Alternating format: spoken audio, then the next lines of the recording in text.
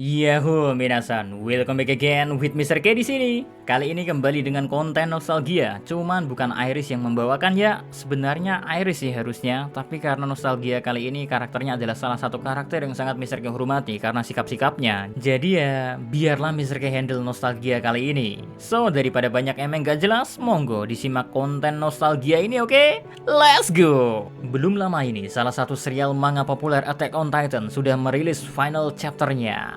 Rilisnya manga chapter 139 menjadi penutup perjalanan kisah Eren Yeager dan teman-temannya. Namun seperti kebanyakan serial lainnya, baik manga ataupun anime yang menyuguhkan ending pasti akan menuai pro dan kontra. Ketidaksesuaian dan terlalu berharapnya para fans akan endingnya menjadi alasan munculnya hal tersebut. Tapi daripada berlarut-larut dengan ending dari Attack on Titan ini, mari Mr. K ajak kalian fans Attack on Titan untuk sedikit bernostalgia dengan salah satu karakternya. Kali ini Mr. K akan bahas sedikit kisah tentang masa lalu dari Levi Ackerman sebelum bergabung dengan pasukan pengintai. Levi Ackerman, fans anime manga mana yang tidak tahu dengan nama tersebut? Saking populernya karakter tersebut ya, bahkan menempati peringkat keempat most popular karakter versi MyAnimeList.net. Bahkan popularitas karakter Levi ini mengalahkan popularitas dari karakter utama serial Attack on Titan, Eren Yeager. Ya, bukan tanpa sebab memang karakter ini populer. Kesan yang dingin dan misterius sukses membuat para penonton anime dan juga pembaca serial Attack on Titan ini untuk menyukai karakter tersebut. Selain itu, sebutan manusia terkuat juga menambahkan daya tarik dari karakter bernama Levi ini.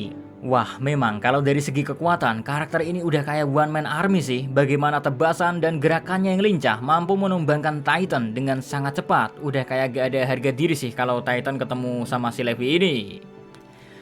Namun, dibalik semua daya tarik dan kekuatannya, Levi Ackerman ternyata menyimpan masa lalu yang menyedihkan. Levi lahir di suatu wilayah di bawah tanah kota dalam tembok. Jika kalian merasa berada di dalam tembok saja sudah sangat menyedihkan, tunggu sampai kalian mengetahui bagaimana wilayah di bawah tanah kota dalam tembok ini. Tempat kelahiran Levi ini merupakan suatu daerah yang sudah diabaikan. Hukum seperti sudah tidak ada lagi di sini. Para penduduknya hidup tanpa aturan untuk terus bisa bertahan hidup. Bahkan untuk orang-orang yang memang lahir di bawah tanah, haknya sebagai warga tidak akan diakui oleh pemerintahan. Jadi, walau bisa pergi keluar dari bawah tanah, orang-orang yang lahir dari bawah tanah akan ditangkap karena tidak memiliki status sebagai warga yang tinggal di tanah air mereka sendiri. Simpelnya, kalau kalian bingung, bisa diambil contoh dari dunia nyata. Ketika kita pergi ke luar negeri tapi gak punya paspor atau identitas, pastinya langsung ditangkap oleh kepolisian.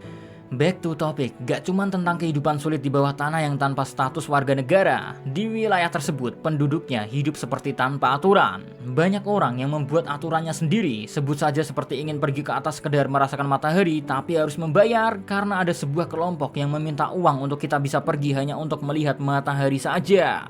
Jadinya, untuk orang yang hidup miskin di bawah tanah tidak akan pernah merasakan hangatnya sinar matahari karena tidak mampu membayar biaya untuk pergi ke atas. Makanya, banyak dari penduduk yang mati tanpa pernah melihat matahari ataupun dunia luar.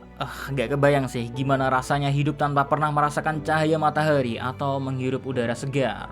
Kok relate ya? Lupakan. Fokus lagi ke Levi kecil yang lahir di bawah tanah. Levi yang hidup berdua dengan ibunya, hidup dalam keadaan sangat miskin hingga tidak dapat berbuat apa-apa. Ibu Levi yang bernama Kuchel Ackerman terpaksa bekerja sebagai pekerja seks komersial untuk membesarkan anaknya dan bertahan hidup. Levi merupakan anak dari salah satu pelanggan ibunya, sehingga tidak diketahui siapa ayah dari Levi sebenarnya. Hingga akhirnya ibunya meninggal dunia karena mengalami sakit. Sedihnya lagi, Levi yang gak punya apapun hanya bisa meratapi kematian ibunya. Bahkan sampai-sampai badan Levi ini kurus kering karena kelaparan. Levi yang tidak memiliki tempat lagi memilih diam di ruangan yang sama dengan ibunya yang telah meninggal. Hingga akhirnya kakak dari Kuchel menemukannya. Ya, Kenny Ackerman, kakak dari Kuchel Ackerman ini sebenarnya hanya berniat untuk mengunjungi rumah adiknya. Namun setelah melihat adiknya yang telah meninggal, Kenny lebih dikejutkan lagi saat melihat Levi kecil yang kurus berada di sudut ruangan. Merasa Levi adalah peninggalan dari adiknya dan munculnya perasaan gak tega, Kenny Ackerman pun memutuskan untuk membawa Levi bersamanya. Tanpa adanya Kenny, sepertinya tinggal menunggu waktu saja hingga Levi akan mati karena kelaparan. Nah, meskipun Kenny memutuskan membawa Levi, tapi Kenny tidak pernah berpikir untuk menjadi ayah angkat dari Levi. Kenny Ackerman hanya bermaksud akan mengajari Levi beberapa hal agar Levi bisa bertahan hidup di bawah tanah ini. Hal pertama yang Kenny ajarkan kepada Levi adalah bagaimana cara memegang sebuah pisau dan bagaimana menggunakannya. Lalu Kenny juga mengajarkan cara berurusan, bernegosiasi, dan cara menyapa orang lain. Ya, mungkin maksud Kenny di sini berurusan dan menyapa adalah dengan cara menghajar. Meskipun terkesan tidak masuk akal, tapi itu semua merupakan hal yang dibutuhkan oleh Levi agar bisa bertahan hidup di tempat yang seperti neraka manusia ini. Sayangnya, karena alasan Kenny yang tidak ingin menjadi ayah dari siapapun, dia pun memutuskan untuk meninggalkan Levi begitu saja. Karena menurut Kenny, Levi lah yang harus memutuskan apakah dia ingin tetap tinggal di bawah tanah atau tidak. Keputusan ini Kenny lakukan karena dia sudah melihat Levi kecil sudah cukup terampil dengan menggunakan pisau ataupun bertarung dengan orang dewasa. Sehingga Kenny merasa sudah gak ada yang bisa ia ajarkan dan memutuskan ninggalin Levi. Waktu pun berlalu, Levi kecil pun tumbuh dewasa di bawah tanah hingga ia bersama temannya Farlan dan Isabel menjadi kriminal yang cukup terkenal di sana. Mereka mencuri dari para pedagang ataupun menerima pekerjaan bayaran lainnya. Mereka pun mencuri peralatan 3D manuver untuk membantu melaksanakan pekerjaannya. Hingga suatu saat mereka mendapatkan pekerjaan untuk mencuri berkas dan membunuh Erwin Smith, komandan dari pasukan pengintai. Nah, untuk melancarkan aksinya ini, Levi, Farlan, dan Isabel pun berpura-pura ketangkap oleh pasukan pengintai, lalu menerima tawaran dari Erwin yang mengajaknya bergabung ke pasukan pengintai dengan maksud untuk mengkhianati Erwin.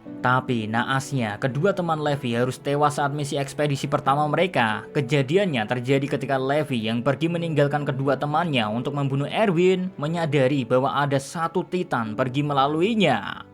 Seketika, Levi sadar akan bahaya yang akan dihadapi oleh kedua temannya.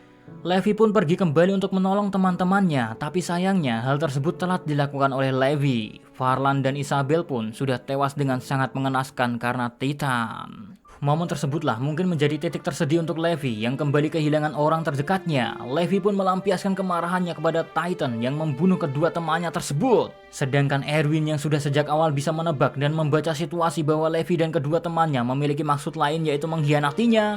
Bukannya marah, Erwin malah mencoba membantu Levi bangkit dari keterpurukannya dan meminta Levi untuk tetap berada di pasukan pengintai agar Levi tidak hidup dalam penyesalan. Nah, sejak saat itulah Levi mengabdikan dirinya untuk pasukan pengintai, dan sejak saat itu pula Levi memutuskan untuk mengikuti kemanapun Erwin pergi dan patuh mengikuti segala perintah Erwin. Hal ini bisa kita lihat sepanjang cerita Attack on Titan berjalan. Bahkan saat Erwin is dead, kita pun tahu Levi masih sangat loyal kepada komandannya. Begitulah masa lalu dari manusia terkuat di serial Attack on Titan ini. Sosok manusia yang biasa kita kenal sebagai Levi Ackerman yang di masa lalu jauh dari kasih sayang dan sering ditinggal oleh orang-orang terdekat. Meskipun begitu, banyak pelajaran yang bisa kita ambil dari karakter Levi Ackerman ini bukan? Mulai dari caranya mempercayai teman-temannya, cara pengambilan keputusannya dalam menyelesaikan masalah, hingga bagaimana cara untuk bangkit melawan keterpurukan. So, segitu saja nostalgia kali ini, oke? See you again next time. Adios di Caramelo. Stay safe everyone. Salam Animania.